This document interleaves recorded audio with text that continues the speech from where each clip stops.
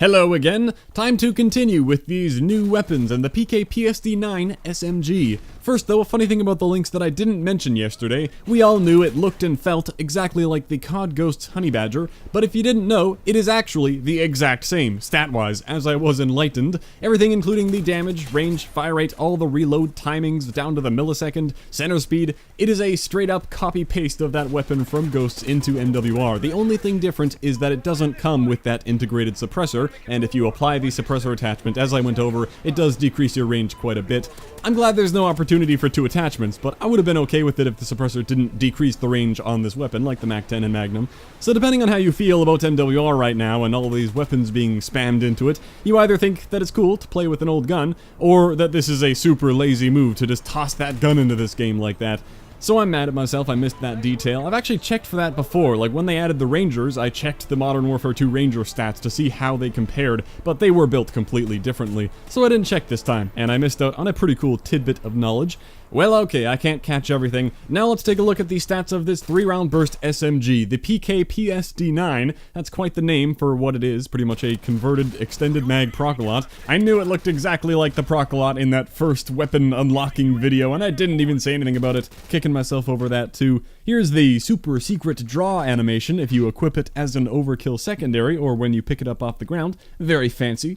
Well, let's go through these stats and see if it outperforms the Prokolot, and I sure hope it does, being a primary in the SMG class. Thanks, of course, to Marvel for making the stats easily accessible, spreadsheet linked below as always. Taking a look at the damage, yeah, it's clear this thing is more powerful than the Prokolot, dealing a max 40 damage, dropping down to 20, which is very standard for a stronger SMG in this game, as we kinda talked about in the video about the links. The MP5 and AK-74U have that same damage, 40 down to 20, so that means all interactions with stopping power and Juggernaut are completely normal, one bullet fewer or more required to kill.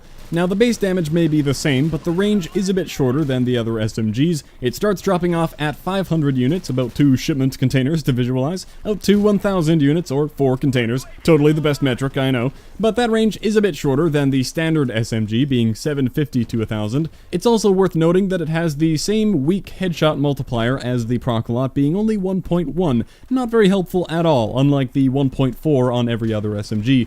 Not looking too great for this burst SMG then. Guess I should mention standard 30 rounds in the magazine. What we really need to know though is the fire rate, which is around 600. The stat chart says 604. I measured it to indeed be around 600 in game, but of course that is taking into account the burst delay. That's just the average rounds per minute when you're firing off an entire magazine. I measured the fire rate inside the burst to be around 900 RPM, which if I'm not mistaken is the same as a burst from the M16. Interesting indeed. As far as the rest of the stats go, before we start to make some judgments and draw some comparisons, for some reason they gave it slightly faster sprint out time than all the other SMGs. Doubt you'll really notice that coming into play a whole lot. And the view kick is interesting. It is the exact same as the Prokolot, which is odd considering the grip and stock points of contact you have there with this thing. But okay, increase the damage and leave the recoil the same. That's logic. And it is a pretty weird recoil in that it ranges from being crazy low, practically no recoil, to a completely normal amount of recoil for an SMG. What that means is that this won't feel very consistent. Most of the time it'll kind of bounce around with each bullet when you fire off a burst,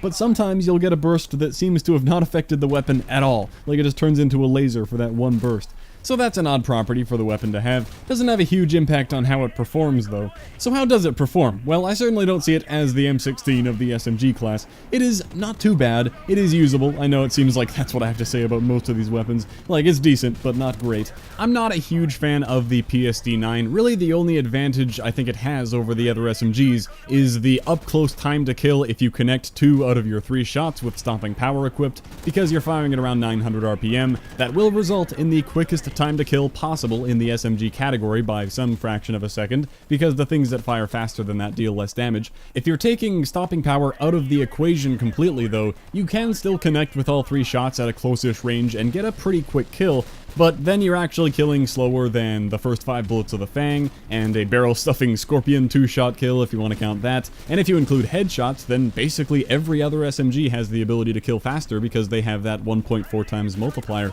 And obviously, you won't always be perfectly accurate. As incredible a player as I'm sure you are, if you ever have to follow up with a second burst, it'll be much slower to kill than every other weapon, and you might end up dying for it if they were facing you and can fire back.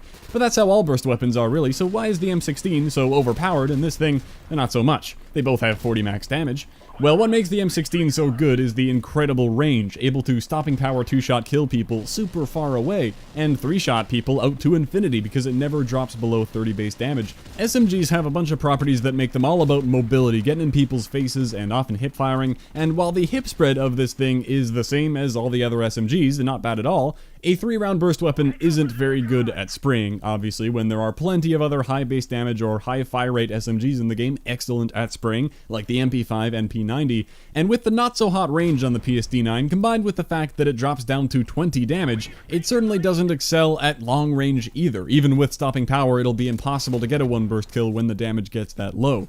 So I think you can see how this thing doesn't perform too well. Again, not that bad. You can use this weapon effectively. You might have some good games with it and think, what the hell is this guy saying? I'm loving this weapon. But I do think that you'd be doing even better with a different weapon in your hands when comparing it to your other options. It just doesn't stack up. The one benefit I can see of this gun being a quick time to kill if you land a stopping power 2-shot burst at close range is heavily outweighed by all the downsides. The fact that you need to land that burst or you might be screwed, and it isn't as good of a spray weapon, which is what SMGs excel at, combined with it not being all that good at long range despite the very manageable recoil, you often just won't be dealing enough damage, that 5-shot kill without stopping power, 4-shot kill with.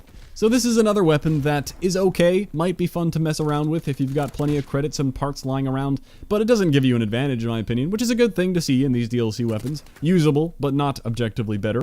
With that, I think I'm already out of things to say. If you want a sample class, I can throw one on the screen, but it's the exact same thing you would build for any other weapon, really. I will note, steady aim is often on an SMG class, but I try not to spray with this one. I put it on for a shipment game, but other than that, I went with Dead Silence, because I will be running around a lot. Can't go wrong with that.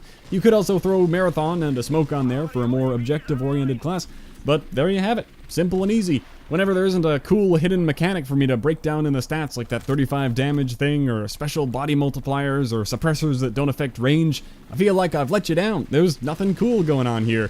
But yeah, it's just a 3-round burst SMG, I guess. It's okay, but nothing special. The next video will be a fun one, though. That's all. Thanks for watching. I'll catch you next time.